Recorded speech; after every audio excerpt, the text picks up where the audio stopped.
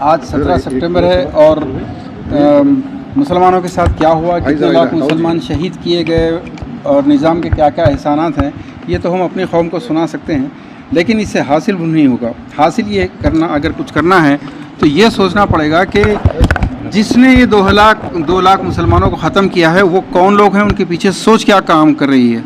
और आज एक ऐसी पार्टी लिबरेशन ऑफ हैदराबाद का क्रेडिट ले जाना चाहती है जिस पार्टी ने खुद इंडिपेंडेंस ऑफ इंडिया की सख्ती से मुखालफत की, इस कॉन्स्टिट्यूशन को मनहूस कहा, इस कॉन्स्टिट्यूशन को रीड्राफ्ट करने की बात कर रहा है, इस तिरंगे को जिसने अपनी कभी पार्टी के दफ्तर पर लहराया नहीं, वो पार्टी हैदराबाद आकर, और चूंकि इस पार्टी की रग रग में झूठ बसा हुआ है, पिछले 17 सितंबर को अमित शाह यहाँ पर आके चार मीनार की इलीगल टेम्पल पर पूजा करके निर्मल जाता है और कहता है कि 300 दलितों को निज़ाम और अंग्रेज़ों ने मिलकर हैंग किया। कब? 1860 में। और ऐसे झूठे वाक़यात पांडुरंगा साहब ने बहुत अच्छी बात कही है कि रज़ाकारों ने ये किया वो किया के किस्से तो बहुत सुनते हैं आप लोग, लेकिन कोई ये नहीं जानता कि कांग्रेस के अंदर रज़ाकार घुसे हुए थे। ये जो ब्राह्मण होता है, ये जो ब्राह्मण बुद्ध मत में घुस जाता है, जैनिज़्म में घुस जाता है और उसके बाद उन मज़हबों को जम करता है, इसी तरीके से ये आरएसएस के लोग उस वक्त कांग्रेस के ज़रिए, हिंदू महासभा के ज़रिए हर शक्ल में ये लोग हैदराबाद में घुसकर इन्होंने जो जुल्म किया उसका पूरा इल्ज़ाम मुसलमानों के ऊपर है। खैर, चूँकि ये लोग रज़ाकारों पर अटैक कर रहे हैं और देवानूरों ने बहुत तफसील के साथ आरएसएस के लोगों ने हिंदुस्तान में धोखा देके, झूठ बोल के कितने फसाद फैलाए, पूरी तारीख लिखी है। बस मैं इतना ही कहूँगा कि आज वो पार्टी वो लिबरेशन ऑफ हैदराबाद का डिक्लेरेशन दे रही है जो इस मुल्क की सलामती के लिए बहुत बड़ा ख़तरा है। अब हमको आगे बढ़कर उन दलितों, उन एससी, उन एसटीज़ को जिनको ये बात पहुंचाने हैं, जो अब इस वक्त हम मस्जिदों में अपने जलसों में कर रहे हैं, उन तक कैसे पहुँचें, उनके जहनों में जो आरएसएस ने 100 साल में जहर भरा उसको कैसे रिमूव करें और कैसा इन लोगों के साथ मुत्तहिद होकर हिंदुस्तान को, इस कॉन्स्टिट्यूशन को तोड़ने वाली जो पार्टी है उसका मुकाबला करें, इसके लिए हमको तैयारी करनी है। Thank you. बहरहाल आज 17 सितंबर है।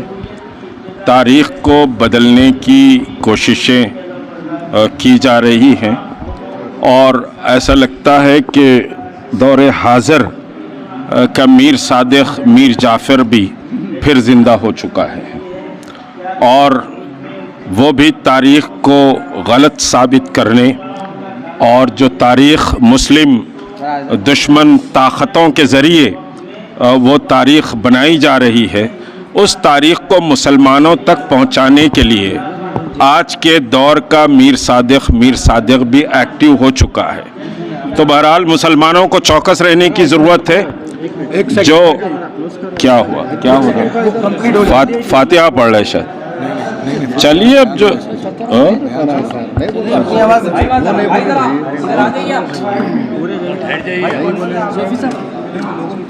ज़रा सूफी साहब को रोक लो। चलिए ठीक।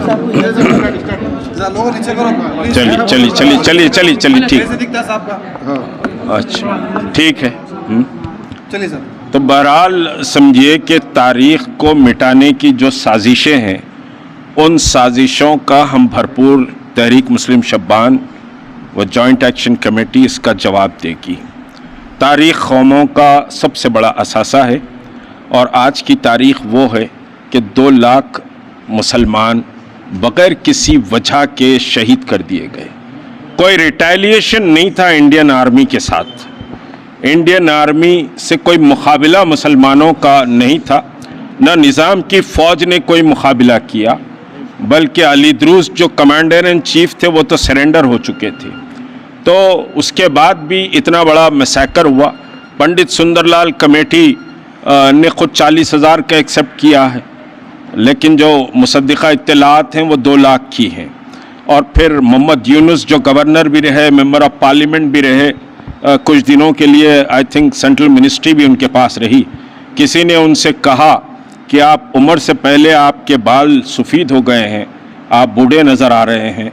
तो वो मोहम्मद यूनुस ने ये कहा कि मैंने हैदराबाद के पुलिस एक्शन के मुतासरीन को और मज़लूमीन को देखा है, इस वजह से मेरे बाल सफ़ेद हो गए हैं।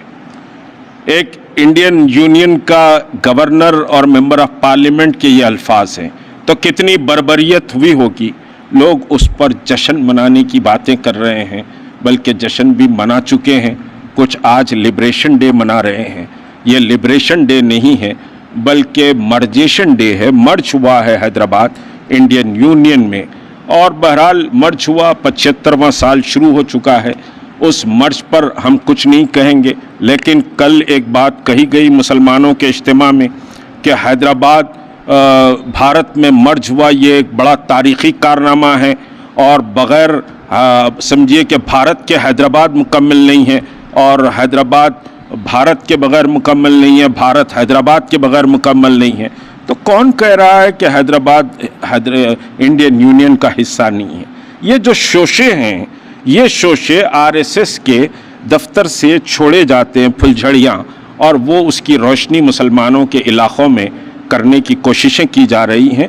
इससे चौकस और चौकन्ना रहने की ज़रूरत है। हम निज़ाम दक्कन और मुसलमानों की तारीख़ पर एक मबसूत लाहे अमल के तहत काम कर रहे हैं।